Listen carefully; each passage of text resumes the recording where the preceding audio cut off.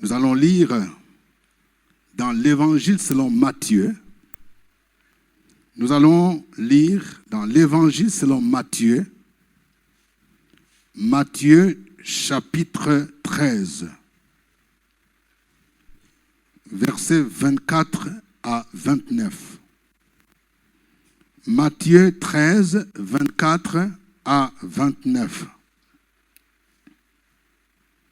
Nous lisons la parole de Dieu. Il leur proposa une autre parabole et il dit: le royaume des cieux est semblable à un homme qui a semé une bonne semence dans son champ. Mais pendant que les gens dormaient, son ennemi vint, sema des livrées parmi les blés et s'en alla. Lorsque l'herbe eut poussé et donné du fruit, l'ivraie parut aussi. Les serviteurs du maître de la moisson vinrent lui dire: Seigneur, n'as-tu pas semé une bonne semence dans ton champ? D'où vient donc qui est délivré? Il leur répondit: c'est un ennemi qui a fait cela. Et les serviteurs lui dirent: veux-tu que nous allions l'arracher? Non, dit-il, de peur qu'en arrachant l'ivraie, vous ne déraciniez en même temps le blé. Laissez croître ensemble l'un et l'autre jusqu'à la moisson. Et à l'époque de la moisson, je dirais aux moissonneurs: arrachez d'abord l'ivraie et liez-la en gerbe pour la brûler. Mais amassez le blé dans mon grenier. Amen. Le deuxième texte, c'est Éphésiens 5, 8 à 14. Éphésiens 5, 8 à 14. Autrefois, vous étiez ténèbres, et maintenant, vous êtes lumière dans le Seigneur. Marchez comme des enfants de lumière, car les fruits de la lumière consistent en toutes sortes de bonté, de justice et de vérité.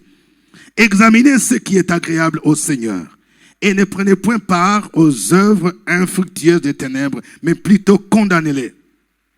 Car il est honteux de dire ce qu'ils font en secret. Mais tout ce qui est condamné est manifesté par la lumière, car tout ce qui est manifesté est lumière. C'est pour cela qu'il est dit: réveille-toi, toi qui dors. Relève-toi d'entre les morts, et Christ t'éclairera. Amen. Le thème de mon message, c'est réveille-toi, toi qui dors. Est-ce que chacun peut dire à son voisin: réveille-toi, toi qui dors? Nous parlons, depuis le dimanche passé, nous avons reçu un message sur le réveil. Celui qui doit se réveiller, c'est quelqu'un qui est plongé dans un sommeil. C'est lui qui dort.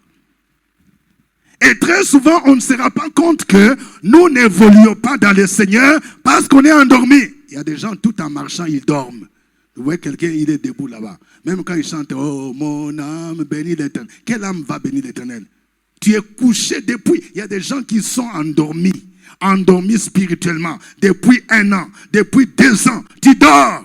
Et le Seigneur te dit: ce matin, il faut quitter le sommeil. Il faut te réveiller. Réveille-toi, toi qui dors.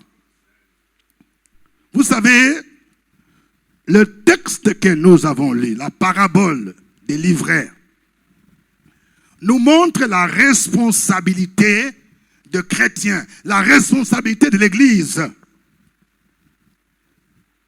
La Bible nous dit: le royaume des cieux est semblable à un homme qui a semé une bonne semence dans son champ. Le semeur sème la semence. Jésus-Christ a semé la parole. Les pasteurs sèment la parole. On prêche la parole, la semence dans les champs de Dieu.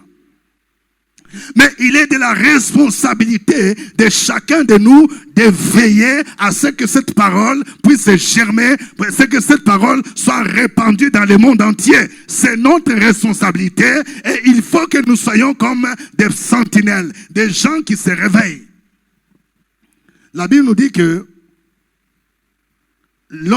pendant que les gens dormaient, son ennemi vint, il s'aima livré parmi les blés. Vous voyez. Ce qui nous intéresse ici, c'est la période. On dit que quelqu'un a semé une bonne semence dans les champs. Et il a demandé aux gens de surveiller. des gardiens. Et ils étaient endormis. À Abidjan, il y en a beaucoup de gardiens comme ça. Hein. Ils sont endormis. Oui, oui. Il y a quelqu'un qui me racontait comment il avait eu son vigile qui était chargé de garder la maison. Il est revenu à minuit. Il frappe la porte. Pendant plus de 20 minutes, 30 minutes. Le vigile, il était censé être juste à côté là. Le portail, le vigile n'ouvre pas. Donc, il était obligé, lui le patron, de monter sur le mur. Il monte, et puis il descend. Maintenant, il enlève le crochet. Et puis il ouvre. Et puis il entre maintenant avec la voiture. Et puis il réveille le vigile. Il dit, c'est ça, vigile. Il était endormi. Oui, j'étais dans le sommeil. À minuit, vigile ne dort pas. Quelqu'un dit, ce n'est pas normal.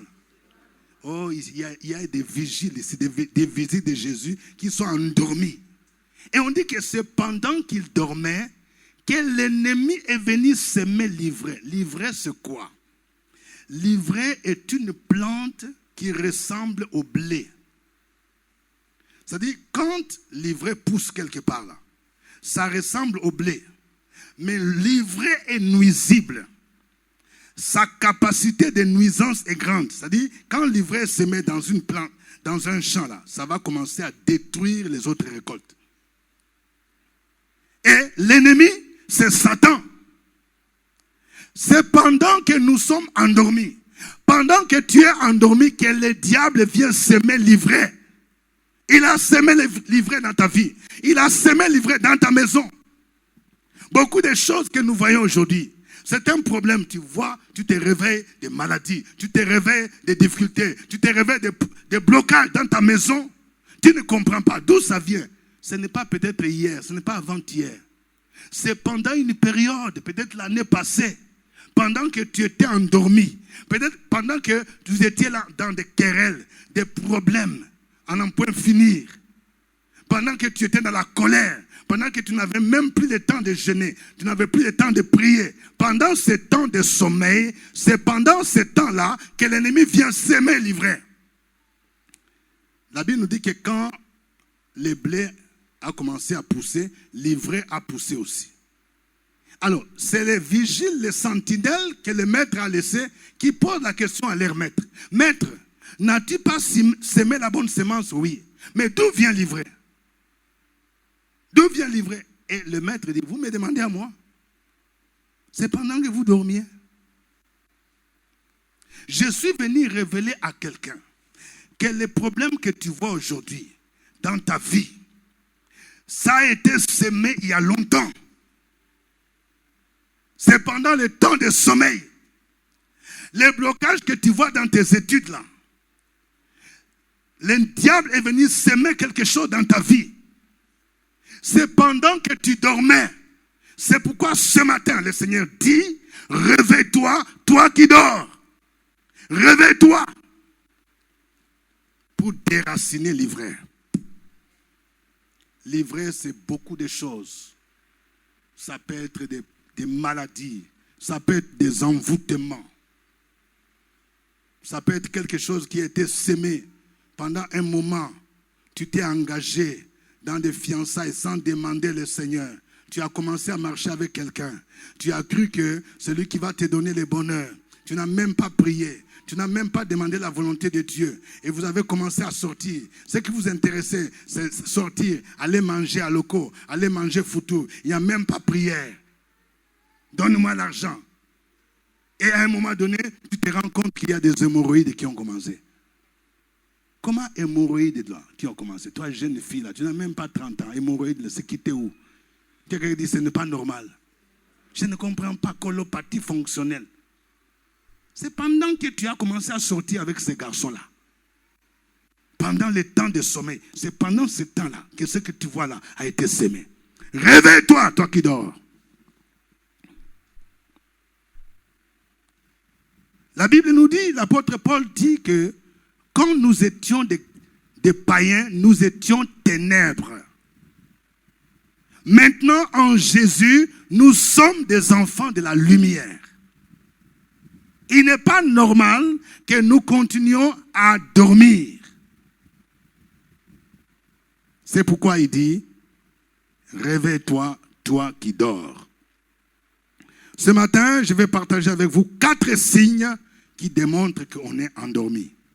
4 signes qui démontrent qu'on est dans le sommeil spirituel. Parce que pendant que je parle, quelqu'un peut te demander, moi je ne suis pas concerné, mais si les 4 choses se retrouvent dans ta vie, ça veut dire qu'il y a longtemps, tu es dans le sommeil profond.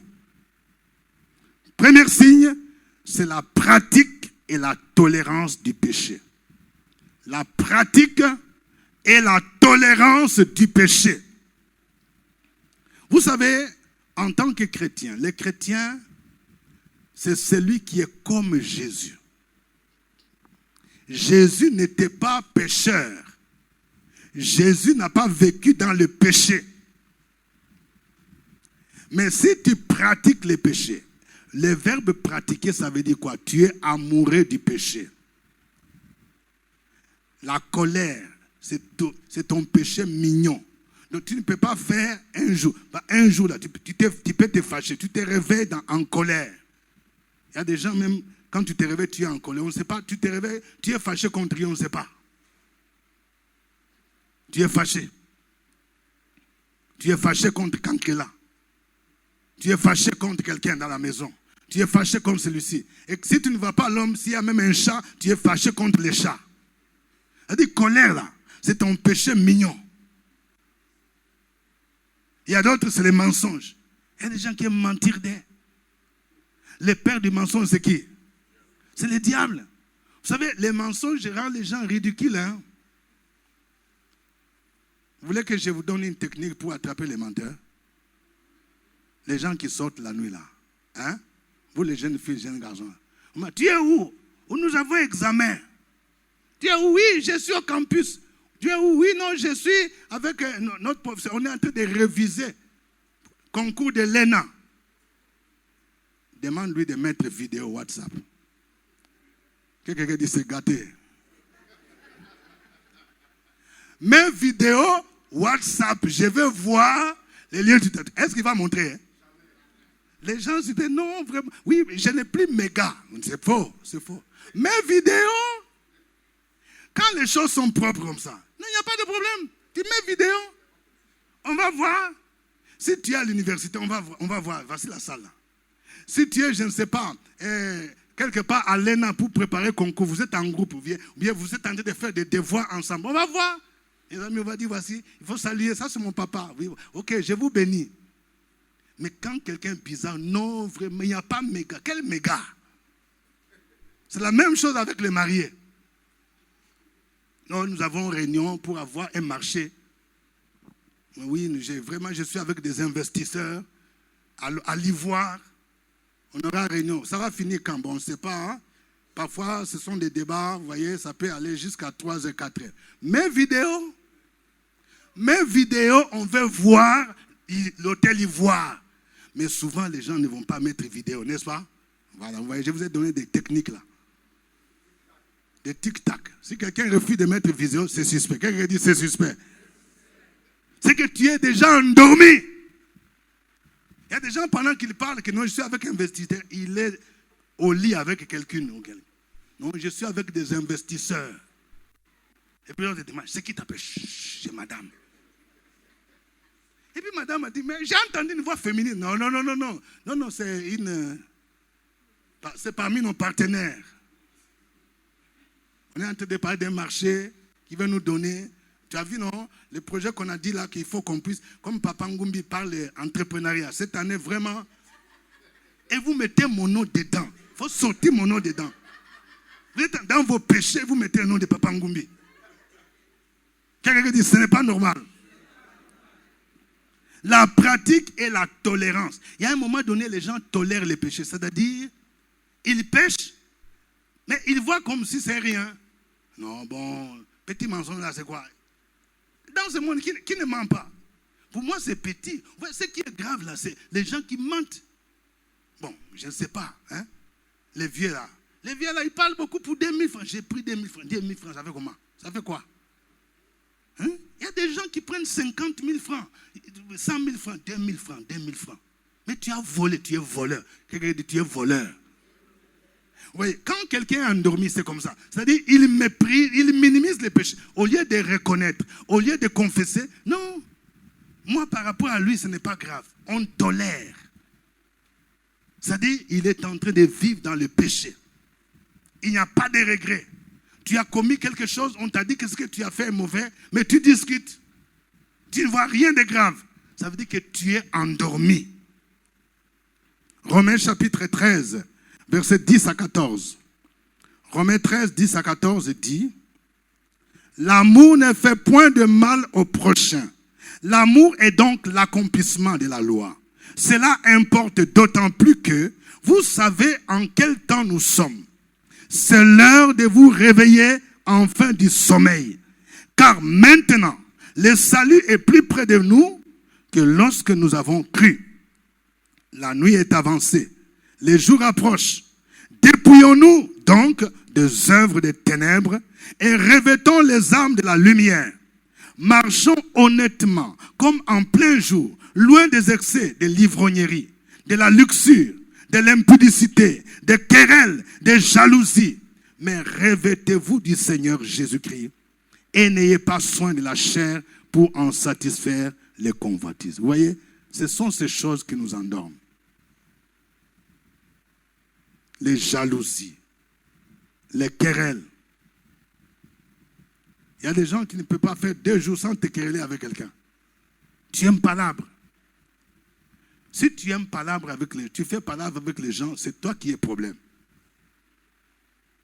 Les querelles, les jalousies, l'ivrognerie, l'impudicité, toutes ces choses-là. Tu aimes les péchés, tu tolères les péchés. C'est que tu es déjà endormi. Hébreux chapitre 12, versets 1 à 2. Hébreux 12, 1 à 2 dit, « Nous donc aussi, puisque nous sommes environnés d'une si grande nuée de témoins, rejetons tout fardeau et les péchés qui nous enveloppent si facilement et courons avec persévérance dans la carrière qui nous est ouverte. » J'aime ces versets. Ces versets disent quoi? Les péchés nous enveloppent facilement. L'image ici, c'est l'image d'un athlète. Par exemple, tu es engagé dans les Jeux olympiques, dans la course ou dans les marathons.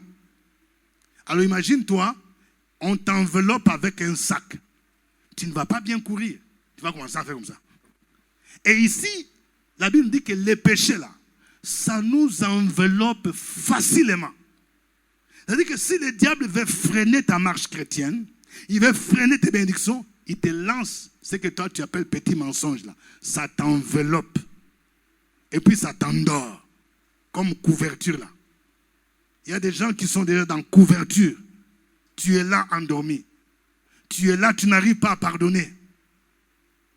Tu as quelqu'un avec qui tu as problème, ça fait depuis Nouvel An. Ce qui est grave, que parfois c'est dans la même église là. Il y a des gens, lui là, je ne vais pas lui parler. Quand il te finit, tu ne veux pas voir sa tête. Tu as gardé une dent, tu as gardé la colère. Quelqu'un t'appelle et puis tu ne veux pas répondre. Et puis tu ajoutes encore que je n'ai pas vu ton appel. Donc tu ajoutes mensonge. Tout simplement parce que tu as gardé une dent contre la personne. Le manque de pardon, l'amertume nous enveloppe facilement. Ça te plonge dans un sommeil. Ça, c'est le premier signe du sommeil. La pratique et la tolérance du péché. Deuxième signe du sommeil, c'est le manque de vie de prière consistante.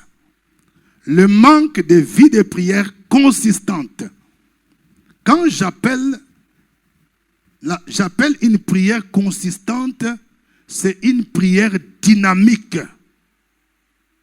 Une prière où on passe du temps pour adorer le Seigneur. Une prière parfois qui est accompagnée du jeûne. Je vais vous dire une chose. Le jeûne est une discipline importante pour un enfant de Dieu qui veut voir la main de Dieu. Si dans ta vie, tu n'arrives plus à jeûner, c'est qu'il y a problème. Vous qui grossissez en désordre là. Je vais vous demander chacun d'aller vous faire peser. Hein? Il y a des gens, les 31 là, 31 de l'année passée, tu pesais 70 kilos. Mais hier, quand on te pèse là, 85, donc 15 kilos. Comment tu es 15 kilos? Tu mélanges foutou, placali, tchèp, tout ça. Il y a un moment donné, si tu veux voir la main de Dieu dans ta vie, tu dois mettre placali à côté. Tu dois mettre foutu de côté. Pour chercher la face de Dieu. Non, c'est parce que mon médecin a dit que j'ai l'estomac. Qui n'a pas l'estomac? Non, parce que comme je suis étudiant, vraiment avec les devoirs là, je ne peux pas jeûner. Et la Bible nous dit que quand tu es étudiant, tu ne peux pas jeûner. C'est faux. Si c'est ça, chacun trouvera un motif. Le DG va te dire non, comme j'ai des réunions. Un ministre va dire non, comme on a tout le temps des réunions, conseil des ministres, le président peut m'appeler, il peut m'envoyer en mission, je ne peux pas jeûner. Bon, une femme de ménage va dire ah non, comme il y a des travaux, comme la servante n'est pas là, moi-même je dois m'organiser, balayer la maison, faire la lessive et puis préparer. En tout cas, pour moi, c'est difficile. Souvent, quand les gens viennent me voir pour me poser des problèmes, c'est tous les gens qui ont des difficultés de péché sexuel. J'ai remarqué, ils ont la difficulté de jeûner. Oh, je suis tombé encore. Avant-hier, je suis tombé encore. Le mois passé, je suis tombé encore. Donc, toi, tu aimes tomber. Bon, souvent, je demande à quelqu'un, dis-moi, quelle est la dernière fois que tu as jeûné? Jeûné, attends. Quand quelqu'un commence à chercher les jours qu'il a jeûné, c'est grave. Hein? Jeûné, attends, je vais voir, est-ce que je pense en mars 2021, non, ou en janvier. C'est-à-dire que les jeûnes là, ça devient un événement. Donc tout le temps là, tu es en train de manger. Tu manges tout. Quelqu'un dit, réveille-toi. Le manque de vie de prière. Le Seigneur a dit, ma maison sera appelée une maison de prière. Il y a des gens qui fuient. Quand on parle de la prière, ils fuient. Quand on parle de prière, tu commences à dormir. D'ailleurs, c'est ce qu'on voit. Il y a des gens qui peuvent bien regarder la télé. Hein. Il y a des novelas. Il y a des gens qui ont une intelligence terrible. Hein. Moi, je n'ai pas cette intelligence-là. Les gens, quand il y a un film, les gens connaissent. Même un nouveau film, hein, il peut te dire ce qui va se passer dans 30 minutes. Tu vois, non? Et tu vois maintenant la fille là. Voilà. Maintenant, il va chercher à draguer les garçons. Tu vas voir seulement. Voilà. Je ne t'ai pas dit. Waouh. Donc, il suit le film avec tout intérêt. Toute la série, il connaît. Mais quand on dit, on va prier. Oh mon nom. Amen. Quelqu'un dit, ce n'est pas normal. Tu n'arrives plus à prier. Vous savez, un jour, Jésus, pendant sa passion, il a demandé aux disciples de prier. Et il les a trouvés comment? Endormis. Ils n'ont pas pu prier. Matthieu 26, versets 40 à 41. Matthieu 26, 40 à 41. Et il vint vers les disciples, qu'il trouva endormis. Il dit à Pierre, vous n'avez donc pu veiller 1 heure avec moi. Veillez et priez afin que vous ne tombiez pas dans la tentation. L'esprit est bien disposé, mais la chair est faible. Il a trouvé les disciples endormis. Il y a des moments où le Seigneur veut t'avertir sur quelque chose. Il y a un danger qui vient arriver dans ta vie. Un danger qui vient arriver dans ta famille. Le Seigneur veut te trouver dans la prière. Mais toi, tu es endormi. La crucifixion de Jésus, sa mort est un événement important. Il fallait que cela trouve les disciples dans la prière. Mais il les a trouvés endormis. Et Jésus dit, vous n'avez pas pu prier même 1 heure. Quand je lis ces passages, ça montre que 1 heure là, c'est ça le minimum pour la prière d'un chrétien. Demande ton voisin, toi tu pries pendant combien de temps?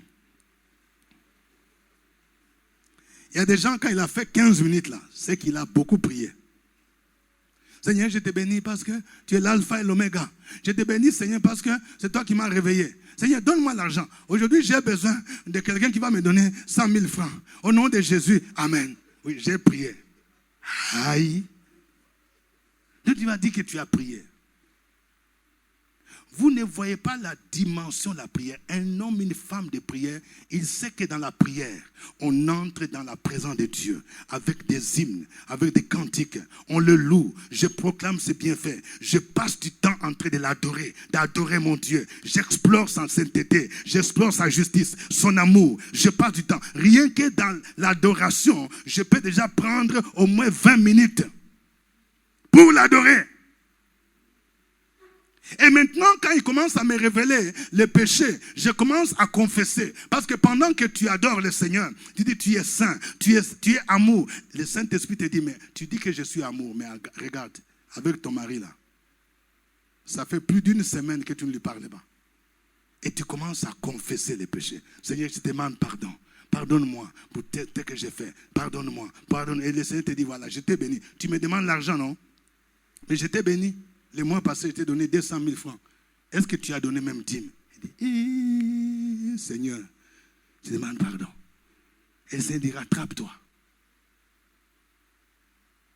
Et après, tu continues. Tu vas maintenant demander au Seigneur. Quand tu demandes, il y a la dimension spirituelle. Tu demandes les bénédictions spirituelles. Seigneur, fortifie-moi. Fais de moi un homme qui marche dans la sainteté, quelqu'un qui t'aime, quelqu'un qui marche dans la droiture. Et tu demandes aussi tes besoins, tu les présentes. J'ai besoin de tel, j'ai besoin de guérison, j'ai besoin de santé, j'ai besoin de travail. Et tu entres dans l'intercession. Tu pries pour les autres, tu pries pour les membres de ta famille, tu pries pour ton travail. Si tu es étudiant, tu pries. Quand la session vient, il faut prier le Seigneur. Tu pries pour que le Seigneur dispose des professeurs. Il y a un concours, tu pries pour cela. Tu pries pour la nation. Tu pries pour ton église. Tu pries pour ton pasteur. Si les gens priaient de cette manière-là, vous allez voir 1 heure là. C'est déjà passé. Mais il y a des gens qui prennent prière et yango. C'est-à-dire pour arriver vite, express. Il prie, parce que prière, c'est demander seulement. Jésus dit, vous n'avez même pas fait 1 heure. Il y a beaucoup de gens ici qui ne peuvent même pas faire 1 heure dans la prière. Regardez quand on adore le Seigneur. Quand le groupe est en train de chanter, un adorateur du Seigneur ne regarde pas les gens. Ne regarde pas chemise de quelqu'un, robe de quelqu'un. Il commence à contempler le Seigneur. Il commence à parler. Il se met à genoux si le Saint-Esprit le pousse. Ou bien il se prosterne. C'est ça, un adorateur du Seigneur. Mais quand on est endormi, on commence à regarder. Les garçons là chantent bien. Hein? Oh mon âme. Sa chaussure là. Moi aussi je vais acheter ça. Donc tu es complètement perdu. Dis à ton voisin, réveille-toi. Vous savez, Jésus dit ceci. Priez afin que vous ne tombiez pas en tentation. L'une des raisons qui doit nous aider, nous motiver à être des hommes et des femmes de prière, c'est parce que quand tu pries là, c'est comme une batterie qui est chargée. Tu seras exposé aux tentations. Mais si la batterie n'est pas rechargée, tu tombes. C'est aussi simple que ça. Tout le monde est exposé aux tentations. Ceux qui travaillent au niveau de ton bureau. Mais il y a des gens qui font des médicaments. Tu es une jolie femme. Mais il y a ton patron qui est tous les matins. Il y a même des gens qui mettent parfum pour séduire. Il va voir marabout. Il va voir Marabout, je vais avoir cette dame-là, je vais avoir cette fille-là, je vais la voir. Il a pris même ta photo, il dit, bon, on va constituer un dossier pour que tu aies les grades. Il prend ta photo là, il va faire une incantation. Mais et si toi tu viens au bureau là, tu n'es pas blindé, il commence à te dire, oui, vraiment. Ah, bon, ton anniversaire c'est encore quand? Oui, chef, c'est le samedi prochain. J'ai une surprise pour toi. Merci, chef. Bon, est-ce que tu es parti au travail, la fête d'anniversaire, a intérêt ton chef en quoi? Non, je t'invite au restaurant après, à la descente. Ça commence comme ça. Quelqu'un dit ça commence comme ça. Il y a un nouveau poste qui arrive, c'est un poste de direction, et moi, je vois que tu as vraiment la carrière. Parce que là, si vraiment avec ce poste-là, ton salaire de base va commencer avec 1 million, tu auras droit à une maison, tu auras besoin d'une voiture, et il y aura beaucoup de voyages en Europe, aux États-Unis. Et je vois que tu conviens à ce poste-là. Mais moi, je lutte pour ça. Et patron, fais-moi. Il dit, oui, mais il y a une condition. C'est quoi? Et quand tu n'es pas forte dans la prière, tu vas céder. J'ai entendu quelqu'un qui me disait dans une société, une sœur m'a dit, il m'a dit, révérend, dans notre société là, je suis choqué. Il y a une nouvelle direction qui est venue. La direction qui est là. Femme Mario, célibataire, tu dois passer le concours pour qu'on te maintienne. Il dit, beaucoup ont cédé. Il dit qu'elle a vu même une sœur qui est diaconesse, elle qui parle de Jésus. Jésus vous aime. Il a dit, toi aussi tu es parti. Ma belle, travaille là. Il ne faut pas perdre ça. Tu fais une fois pour tout. Une fois seulement et tu te confesses. Et les boss, ils signent ton papier. Donc, elle me dit, mais vraiment révérend, même des sœurs que je connais, qui sont engagées, qui sont des responsables dans l'équipe de maman, qui sont même à la modération dans leur église. Elle dit, je ne vais pas perdre mon travail à cause de ça. Oui. C'est ce que tout le monde fait, ma belle. Tu sors, tu vas quelque part, si au Sofitel là, une fois, et puis tu te confesses. Et puis signe ton papier, tu restes là. Quelqu'un dit, ce n'est pas normal. Donc, il y a des tentations. Tu travailles, par exemple, dans une banque. Mais moi, je me dis, mais les gens qui sont à la caisse là, ils sont tentés. Ils voient les comptes des gens. Tu vois quelqu'un dit, bon, vraiment, mon chèque, je t'appelle, hein. Est-ce que mon chèque là est passé? Mon chèque de 30 millions là? Bon, j'ai un autre chèque de 150 millions. C'est passé? Tu regardes son compte, tu regardes. 1,5 milliard. Tu dis, waouh. Tu dis, un tel monsieur là. Il dit, mais tu es très gentil, hein? Est-ce que je peux avoir ton contact? Il dit, à la fin de l'année, j'ai une surprise pour toi. Il prend la surprise, bon, juste 200 000 pour que tu puisses prendre un peu de café. Priez pour ne pas tomber dans la tentation. Les gens qui tombent là, ce n'est pas qu'ils planifient, hein? Tu peux être comme ça, tu dis, oui, moi là, l'ennemi ne va pas m'avoir. Si tu n'es pas dans la prière, tu vas te retrouver quelque part où toi-même tu me demandes, comment est-ce que je suis arrivé ici? C'est ce que Jésus a dit. Priez pour ne pas tomber. Regardez, il parlait à Pierre. Hein? Si on pouvait utiliser le terme bishop là, le premier bishop c'est Pierre. Comme il n'a pas prié, le bishop Pierre là, quand on est venu arrêter Jésus, la première chose c'était quoi? Il a pris machette, n'est-ce pas? Il est devenu loupard. Il est devenu microbe. Enfant en conflit avec la loi. Un homme de Dieu. Il a pris machette, il a coupé l'oreille. Pouah! Il a cru que Jésus allait dire oui. Jésus dit non. Ça, quand on n'est plus dans la prière, on commence à agir dans la chair. Je vais te boxer. Toi là. Il faut demander aux gens. Moi, je suis de ceinture, 3e dent. Commence à se rappeler. Dans le Seigneur, tu commences à te rappeler de ça. C'est ça, Pierre. Le manque de prière fait que tu deviens charnel. Le manque de prière va faire qu'un jour, on va te retrouver en train de te bagarrer avec apprenti de Baka. Pour 50 francs de monnaie. Je vais te boxer, petit. Et on voit quelqu'un de maison de gloire. C'est qui? Quelqu'un te dit, je t'ai vu, c'est qui là? Ah, le petit là, il m'a énervé. C'est pourquoi je l'ai chifflé un peu. Quelqu'un dit, ce n'est pas normal.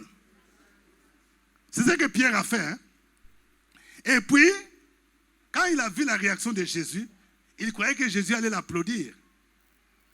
La Bible nous dit que et Pierre commençait à regarder de loin. Il commençait à suivre Jésus de loin. Avant, c'était quand Jésus est là, lui il est là. Ton pied, mon pied. Et puis quand les gens ont arrêté Jésus, et puis c'était 2 mètres de distance. Et puis 5 mètres. Et puis 10 mètres. Et puis il commençait à regarder de loin. Quand on l'a arrêté, il a trouvé les gens qui étaient autour du feu là. Et puis il est venu maintenant. Il s'est mis ensemble avec ceux qui étaient là autour du feu. Et puis, il y avait une femme qui dit, le monsieur là, toi tu fais partie des gens qui étaient avec Jésus. Dit, moi, oui, wallahi, je ne le connais pas. Vous voyez, quand on n'est pas dans la prière, on peut renier le Seigneur. Et je ne voudrais pas que ce matin, il y ait des gens qui renient le Seigneur pour se retourner dans le monde. Le manque de vie de prière constante. 3e signe de sommeil spirituel, l'éloignement de l'Église et l'attachement au monde. L'éloignement de l'Église et l'attachement au monde. Vous savez, quand le diable veut avoir quelqu'un, il sait que l'Église, c'est une communauté des enfants de Dieu. Je vais vous dire une chose. Quand on vient dans l'Église, nous bénéficions de plusieurs choses. Il y a la parole de Dieu. Il y a la communion fraternelle. Il y a les prières que nous faisons. Il y a les prières que les pasteurs font pour que ceux qui viennent soient bénis. Il y a toutes ces grâces-là. Mais quand tu t'éloignes de l'Église, tu t'éloignes des grâces divines. Il y a des gens qui s'éloignent. Et vous verrez que si vous ne discernez pas, le diable va toujours faire en sorte que, par exemple, il y a des gens qui les dimanches, il y aura toujours quelque chose qui va t'empêcher à venir à l'église. C'est le diable, il va t'éloigner. Ceux qui sont à l'extérieur, je vous ai dit, j'ai trouvé des gens, donc à Washington, dans un autre état, Columbus, j'ai trouvé un pasteur, il m'a invité, ils étaient autour de 90 personnes. Ces jours-là, il n'y avait que 11 personnes. 11. Ah, il m'a dit vraiment, pasteur, ici, là, les Américains, c'est le dimanche, ils donnent des heures supplémentaires. Et ils peuvent te donner 3 fois même ce que tu gagnes. Si par heure, on te donne, par exemple, 10 000 francs, 30 000 francs, les dimanches, là, il dit, si tu viens travailler, on va te donner 50 000 francs par heure. Ah, bon, maintenant, quand quelqu'un t'aime l'argent, tu dis, bon, non, pasteur, le pasteur va comprendre. Pasteur, sinon, dimanche prochain, là, vraiment, je suis un peu empêché. Donc, c'est ça. Et puis, l'autre dimanche encore, tu seras encore empêché. Et puis, l'autre dimanche, il y aura des bons, oh non, il y a réunion des gens de la diaspora. Et puis, on fait réunion des ressortissants de la Côte d'Ivoire en France. Nous devons être unis. Alors, toi, on te choisit, toi, comme président. Porte-parole. De sorte qu'un jour, si le président vient ici, si vraiment on veut le voir, c'est par toi. Bon, mais si tu es intelligent, dites-leur, nous, les dimanches, moi, je suis chrétien. Mais il y a des gens, cette réunion va se passer à 10h, le dimanche. Et lui dit, bon, dimanche, vraiment, pasteur, je suis empêché. Et l'autre dimanche, c'est la fièvre qui va te prendre. On dit c'est la fièvre. Donc, c'est une stratégie que l'ennemi a mis sur pied pour t'éloigner de l'église. On veut t'éloigner de l'église. Et quand tu t'éloignes de l'église, tu t'approches du monde. C'est comme ça. Tu ne peux pas être neutre. Hein? Tu ne peux pas être neutre. Tout éloignement de l'église veut que tu vas te coller au monde. Tu vas voir, tu vas recommencer à marcher avec tes anciens amis.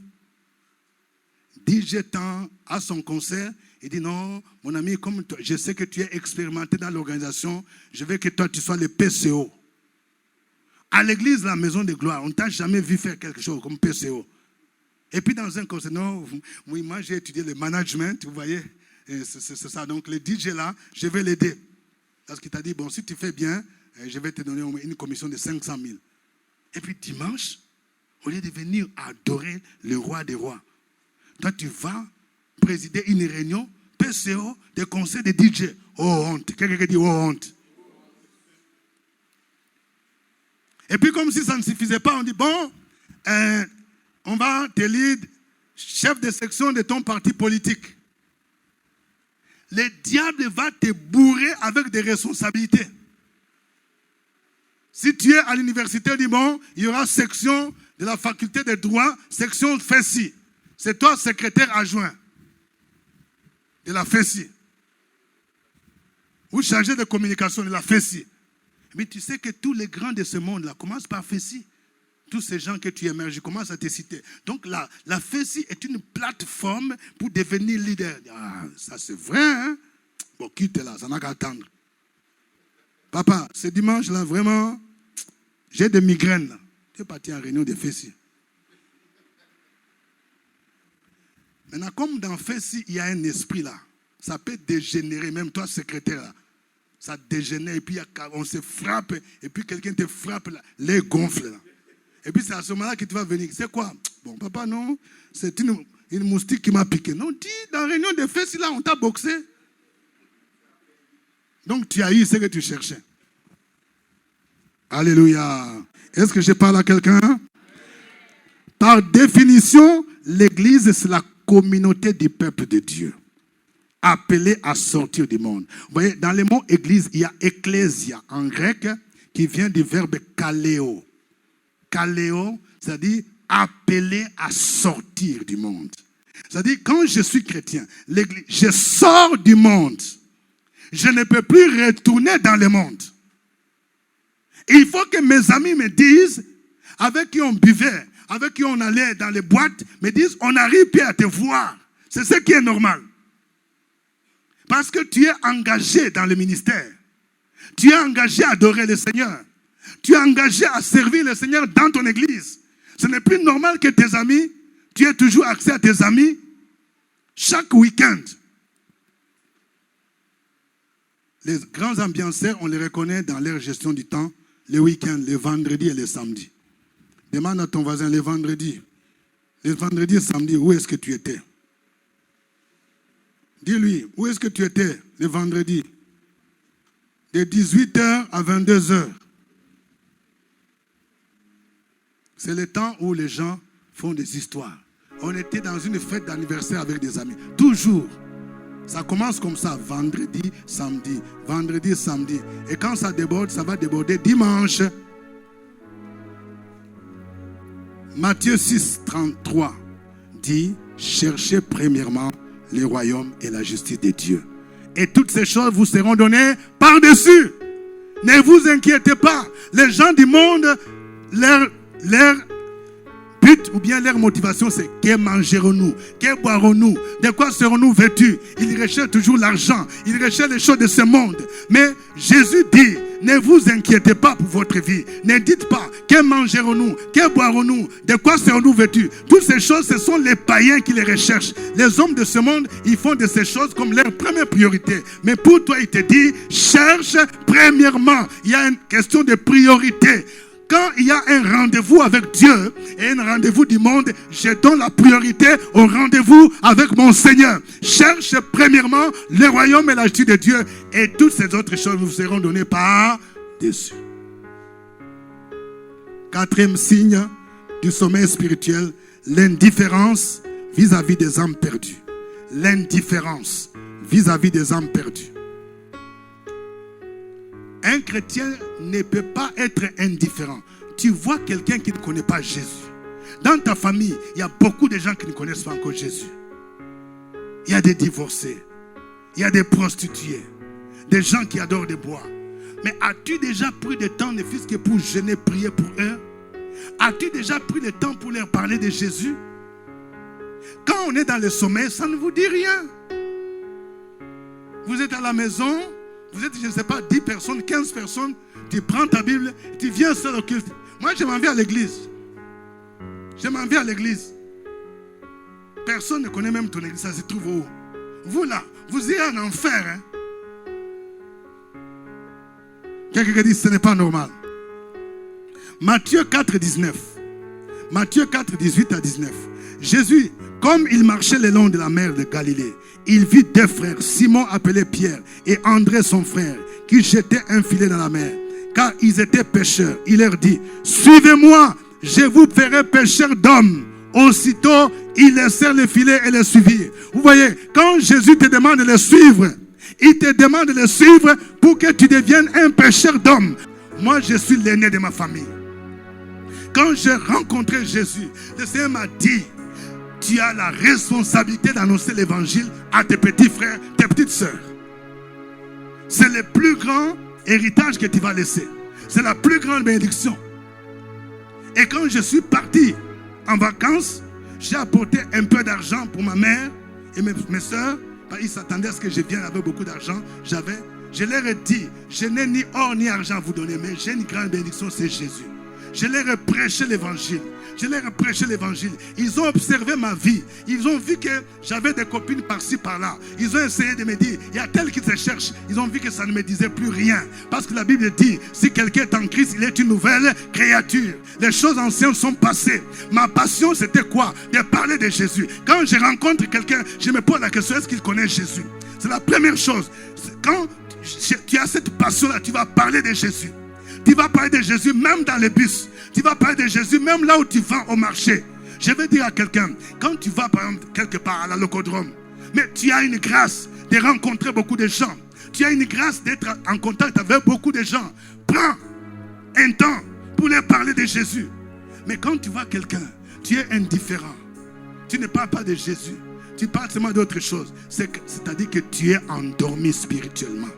Tu ne peux pas être indifférent vis-à-vis des âmes perdues. La Bible nous dit que Jésus est venu pour chercher, sauver les perdus. On va terminer avec Ézéchiel 33, 7 à 9. Ézéchiel 33, 7 à 9 dit, et toi, fils de l'homme, je t'ai établi comme sentinelle sur la maison d'Israël. Tu dois écouter la parole qui sort de ma bouche et les avertir de ma part. Quand je dis aux méchants, méchant, tu mourras, si tu ne parles pas pour détourner les méchants de sa voie, ce méchant mourra dans son iniquité et je te redemanderai son sang. Mais si tu avertis les méchants pour les détourner de sa voie et qu'il ne s'en détourne pas, il mourra dans son iniquité et toi tu sauveras ton âme.